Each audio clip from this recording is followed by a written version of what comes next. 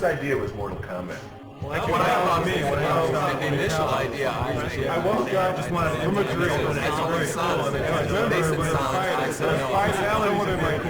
to My name is David Mikic, and I'm a graphic artist. My name's Dan Forden, and I do sounds and music. And tell people. My name is Ed Boone. I'm co-designer and programmer. My name's Tony Goski, and do backgrounds and special effects. John Vogel, backgrounds and special effects. John Tobias, and co-designer and lead artist. Steve Baran, and I'm a video artist. Our motto in Williams is always that reality's boring. Nobody wants to pay for reality. We take everything beyond reality to the point where it's, the only way to do this is through our video game. It's the perfect blending of everything. I mean, the game is fun to play. It's got good graphics, and it's got a decent backstory to it. It's easy to come up with the ideas, anybody can come up with ideas for games and stuff, but it's to actually convert something from an idea in your head into reality, into something that is a sellable product. That's where the challenge is. This is sort of the very first concept of the story. This guy here eventually became Shang Tsung. The mystique and all that whole feeling of it was really, the foundation of that was really what John Tobias kind of envisioned. One thing Mortal Kombat does for all of us is it puts you in a mood or puts you in a setting where you're sort of able to create things that are surreal. Mortal Kombat 1 took place more, on an earthly environment, in an Asian type of setting. In part 2, we knew that we were going to send our characters to sort of a different world, and so the door was completely open for us to kind of interpret that in any way we wanted. Mortal Kombat 3 has so much hidden stuff, it's just endless, just the amount of stuff that we packed in there. Okay, come here. I don't know if I should be telling you this, but I'm going to show you a move, okay? Listen. You can go back, forward, back, and then down, and then push the run button. And if you do that really fast, I'll be your friend forever. The button and joystick combinations were the expected. Everybody would start looking for them immediately, and that's when I believe Ed came up with this whole sort of combination lock system. There's 6 little boxes, 3 of which are controlled by player 1, 3 of which are controlled by player 2. Try different combinations of those 6. There's a million possible combinations to see what can be unlocked in the game.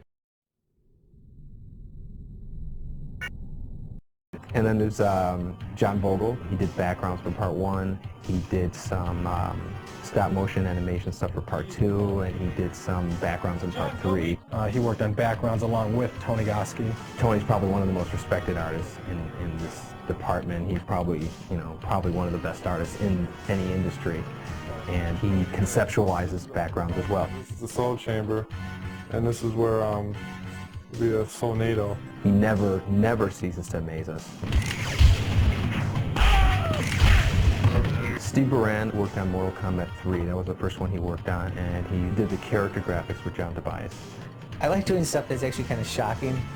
Not so much violent or anything, but just stuff that gets a reaction. Dave Mikic, he's like our resident 3D expert. He kind of got everybody up to speed on doing 3D stuff, and he can crank out anything using a 3D program faster than anybody in the world. It's important for Mortal Kombat fans. Dan shows you cool stuff every couple of days. He just comes in and you go, great, this is awesome. And he's a lot like Ed, where I just have this confidence that he's going to go away and come back with something spectacular. That's the Johnny Cage Nut Crunch, I believe. Didn't someone make a candy bar, Johnny Cage Nut Crunch bar? John Tobias and some of the other guys from the Mortal Kombat team happened to just come up to me and, kind of poke on my arm and say, do you want to do a character? And I said, oh no, can I do a character? And he said, yeah, I'd love to have you. People don't realize that there is a lot of work done in the actual characters and their costume. I've never asked John for a character that looks like something. He shows me something that says, what do you think of that? And I go, that's great. See, the inspiration, I think, for a lot of the characters come from all over the place. I mean, they come from movies I've seen when I was a kid. They come from books I've read. I mean, everybody gets inspiration from somewhere. I started out with NBA Jam as a cheerleader, and then I went to Revolution X as Mr. Sahelga, and they asked me to do Mortal Kombat. They needed a new Sonya. I said, sure, I'd love to do it. Pizza man. When I was a character here, that sort of like funded me going to school because I wanted to be an artist like all my life. As with all the Mortal Kombat games, the characters are definitely the most interesting of any fighting game. Hey, get out of here, man. It's supposed to be... Between Sector and Raiden, who would win? Sector's got it. Raiden would win. Sector's got it in the bag. Raiden would win. Don't even try that. That's totally got it in the bag. Sector can tell me. No. Get Don't even try. Don't even try that. settle this outside, man. Oh, I'm good for it now, buddy. Come on. Come on, pal. Come on. Well, let's see, a character would probably first start with me sitting down staring at a blank wall for a little while, and then after a while something will hit me and I'll just start sketching around different ideas.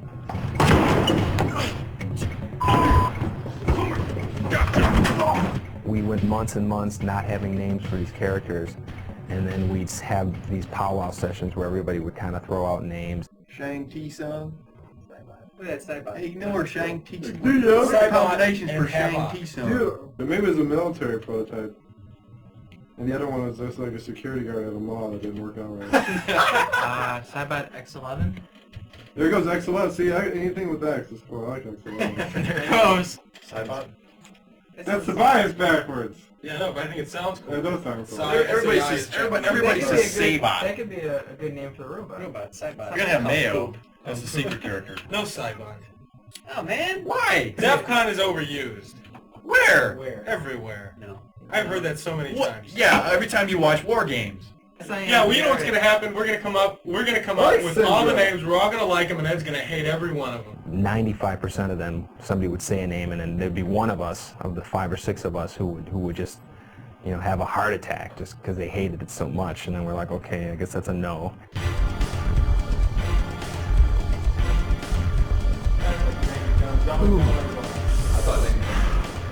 That's good. Don't show that to me. When we started filming a character, we'd get into work probably roughly around 10 o'clock, and usually the whole filming process takes, all day. Oh, an average day of a 14-hour shoot. Let's see. Well, we came in and got into makeup. It didn't take too long for Sonya. She doesn't wear much. And then we have a list, a huge list of animations, kicks, punches, uppercuts, and then the special moves and stuff. And we basically go down that list, capturing every single frame of them performing these moves. Hi, Raiden. Hi, Sector. 1, 2, back.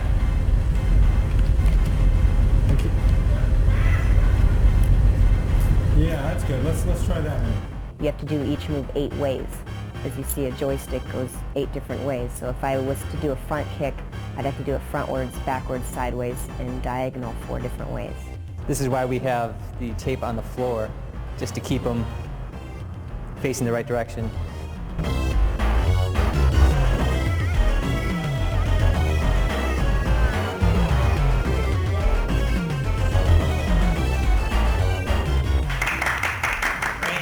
Here's the camera that takes in the signal.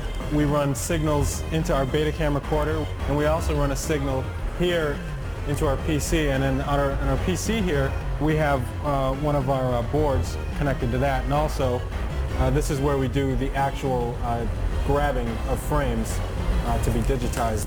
You can kind of see our talent out there, and I'll really quickly grab some images of them.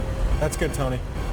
We're able to click through frame by frame, delete the frames we don't want, keep the frames that we do like. As a matter of fact, you know what we should do? It's shove them. We should shove them. We should have done that from day one. Somebody just push them real hard. We should all right, now the next animation, just stand there.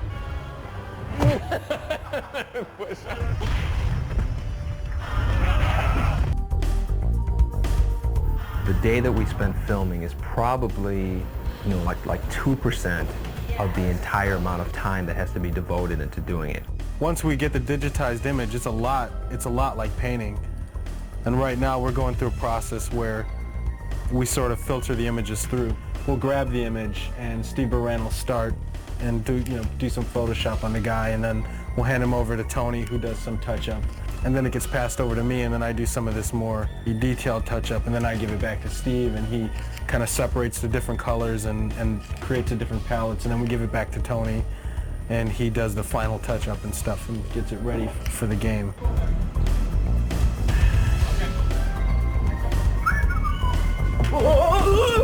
I did a drawing of this and everything. In 3D, you can make it any size and any lighting, any angle you wanted. Dave Michich did this, the 3D version. This is it's just ornamental, it's just like kind of a really neat background thing. But I was telling Ed about the story, like it's a soul cage.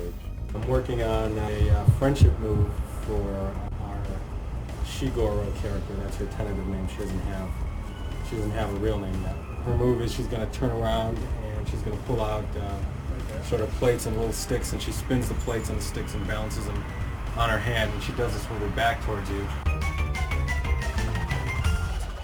Shiva wins. Friendship. This is Shang Tsung morphing into the robot ninja, who we call Ketchup right now, because right now there's a red guy and there's a yellow guy, so we call them Ketchup and Mustard. But they will have real names later on.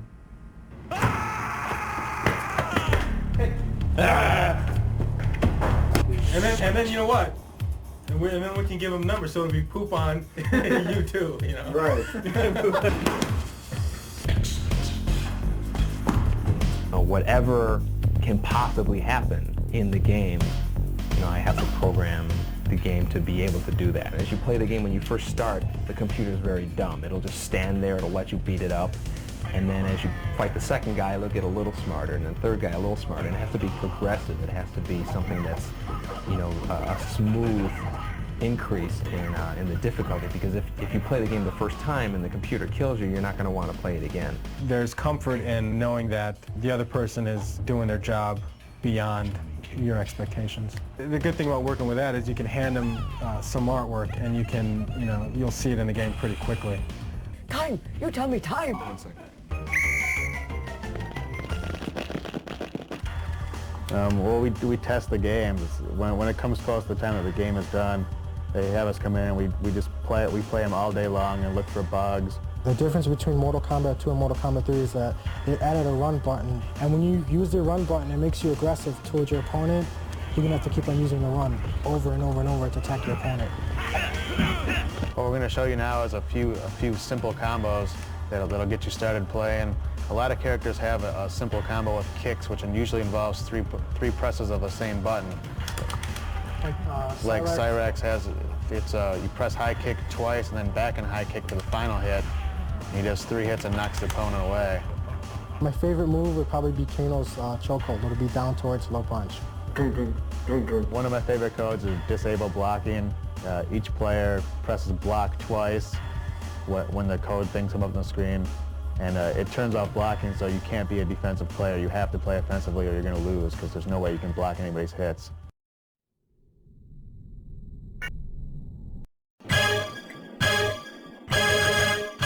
This is the sound area. This is where they make all the sounds for the games. You try to imagine the action of playing the game and what the music's gonna do to get you revved up. Ed gives me a videotape of just sort of scrolling through the backgrounds. I just look at that and try to get some idea about the kind of mood, the kind of setting that we're trying to represent. Now this one in particular, I was thinking, well, this reminds me of Mortal Kombat 2. It's got that very dark Outworld feel that looks like Goro with this green thing in his mouth. Yes, I do know martial arts.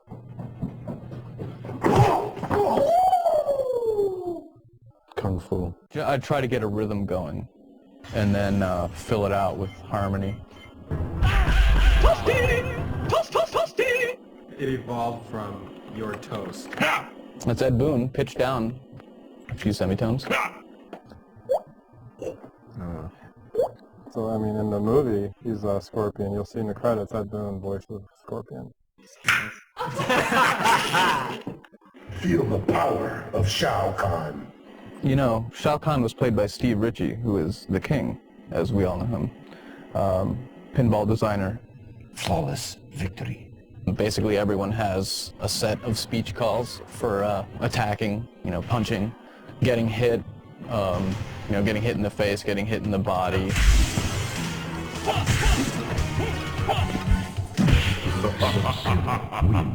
We do the arcade version, which is the original one, and then after that's one's been out for about a year or so, and then they start converting it into the home platforms, that's where you get the Sega Genesis, the Super Nintendo, the PlayStation, and all that. Well, the Chicago guys send us the assembly source code, and then we go line by line and convert it into C. Yeah, so drop shipped us all the original artwork that they did, all the finished artwork that went into the game and their file formats, and then it's up to us to rip it out and figure out what file format would be best to use on our PlayStation and convert it down and make it work. We have one piece of hardware that has a particular size of RAM and the CD-ROM, which is in the machine. And so what you have to do is you have to decide what chunks of sound data have to come off of the CD-ROM into the RAM of the machine, and at one point in the game. The quality on the PSX is better. It's stereo 44.1 sound, just like you'll buy in any music store, CD shop. Right. It's the same stuff. One of the most amazing things I think we found in the game that we couldn't believe was the fact that Shiva was a stop-motion puppet. When we were originally just looking at the artwork, we were just saying there's no way. I mean, we see like muscles rippling, it looks like her face is changing, it just looked too real. One of the codes, if you, on the briefcase screen, if you push the third symbol down one, you'll get a new exclusive PSX code. Don't think we're going to tell you what it is. We'll just let find out on your own. Who's the best? Who's the best? Who's the best? Man, who's the best, man? You're the best, man. No, man. You're the best, man. Ray's the best. Ray's the coolest. So Ray disappears and he's like flying and he's gonna teleport. It's all an illusion. It's all an illusion.